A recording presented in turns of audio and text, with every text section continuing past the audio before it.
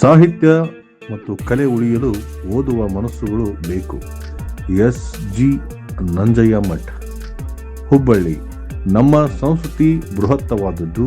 ತನ್ನದೇ ಆದ ವೈಶಿಷ್ಟ್ಯ ಹೊಂದಿರುವ ಕಲೆ, ಸಾಹಿತ್ಯ ಹಾಗೂ ಪರಂಪರೆಯನ್ನು ಕರ್ನಾಟಕ ಹೊಂದಿದೆ ಎಂದು ಕರ್ನಾಟಕ ರಾಜ್ಯ ಕೈಗಾರಿಕಾ ಮತ್ತು ಮೂಲ ಸೌಕರ್ಯ ಅಭಿವೃದ್ಧಿ ನಿಗಮದ ಅಧ್ಯಕ್ಷ ಹಾಗೂ ಮಾಜಿ ಶಾಸಕರಾದ ಎಸ್.ಜಿ. ನಂಜಯ್ಯ ಮಠ ಹೇಳಿದರು. ನಮಗೆ ವಚನಗಳನ್ನು ಬಸವಣ್ಣವರು ತೋರಿಸಿದಂಥವನೇ ಮಹಿಮಾ ಅವನು. ಚನ್ನಬಸವಣ್ಣ ಇರಲಿ, ಬಸವಣ್ಣ ಇರಲಿ, ಉರ್ಲಿಂಗಿ ಪೆದ್ದಿ ಇರಲಿ, ಅಕ್ಕಮಹಾದೇವಿ ಇರಲಿ, 63 ಪುರಾತನರ ವಚನಗಳನ್ನು ನಮ್ಮ ಮುಂದೆ ಮಾದಾರ ಚೆನ್ನಯ್ಯ, ಡೋಹರ ಕಕ್ಕಯ್ಯ, ಹರಳಯ್ಯ, ಮಡಿವಾಳ ಮಾಚಯ್ಯ, ನುಲಿಯ ಚಂದಯ್ಯ, ಇಷ್ಟೆಲ್ಲವರು ವಚನಗಳನ್ನು ನಮ್ಮ ಮುಂದಿಟ್ಟಂಥವ್ರು ಯಾರು? ಬಸವಣ್ಣವರಲ್ಲ. ಬರೆದು ಬಿಟ್ಟಿದ್ರು, ಹೋಗಿಬಿಟ್ರು. ನೋಡ್ತೀರಿ, ಎಲ್ಲಿ ಹೋಗಿದ್ರು?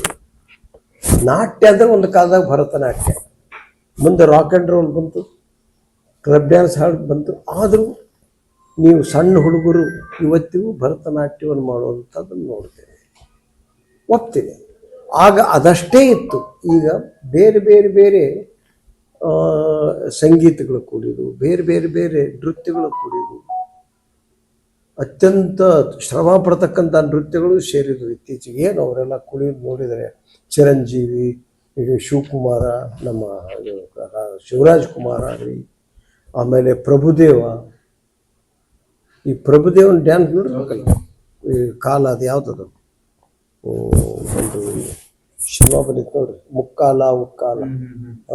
ಏನವೆಲ್ಲ ಒಬ್ಬ ಮನುಷ್ಯನ ಅದು ಎಲುಬರ ಇತ್ತೇ ಇಲ್ಲ ಅವನಿಗೆ, ಅಂಥವು ಬರ್ತಾ ಇದ್ದಾವೆ.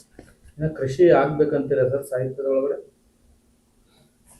ನೋಡ್ರಿ ಸರ್, ನನ್ನ ಅಭ್ಯಾಸದ ಪ್ರಕಾರ ಬರೆದಿದ್ದು ಎಷ್ಟೋ ಇದೆ, ಓದೋರು ಕಡಿಮೆ ಇದ್ದಾರೆ.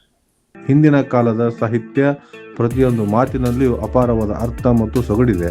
ಅಂತಹ ಸಾಹಿತ್ಯವನ್ನು ಓದುವಾಗ ಅಥವಾ ಕೇಳಿದಾಗ ಮೈ ರೋಮಾಂಚನಗೊಳ್ಳುತ್ತದೆ. ನಮ್ಮ ಮುಂದಿನ ಪೀಳಿಗೆಗಳಿಗೆ ಈ ಸಾಹಿತ್ಯ, ಕಲೆ ಹಾಗೂ ಸಂಸ್ಕೃತಿಯನ್ನು ಪರಿಚಯಿಸುವ ಜವಾಬ್ದಾರಿ ನಮ್ಮೆಲ್ಲರ ಮೇಲಿದೆ ಎಂದು ಅವರು ಹೇಳಿದರು. ಕ್ಯಾಮ್ರಾಮ್ಯಾನ್ ಶಿವ್ ಜೊತೆಗೆ ಶಶಿಕಾಂತ್ ಗುರುವರ್, ಪಬ್ಲಿಕ್ 5, ಹುಬ್ಬಳ್ಳಿ.